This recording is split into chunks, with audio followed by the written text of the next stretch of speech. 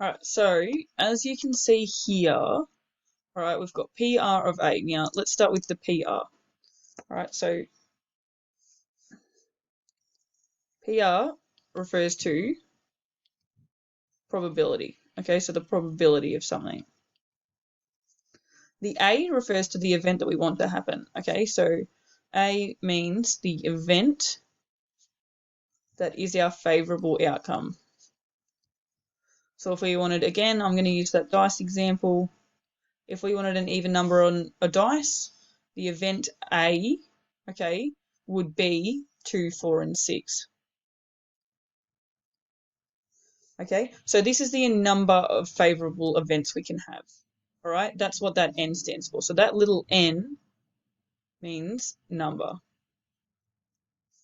All right, now the E, okay, the epsilon, okay, this refers to our universal set. All right, or our sample. Okay, so all outcomes that can happen. So using that dice example, we're talking about every number being rolled from 1 to 6. Okay, so when we've got it here as a fraction, we're talking about n of A being the number of favourable events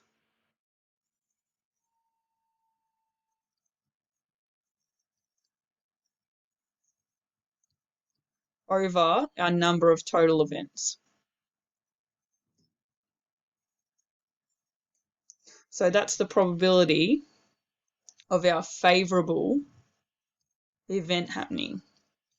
Okay, but you can see why we just represent it with our favourable event being A and our universal set here.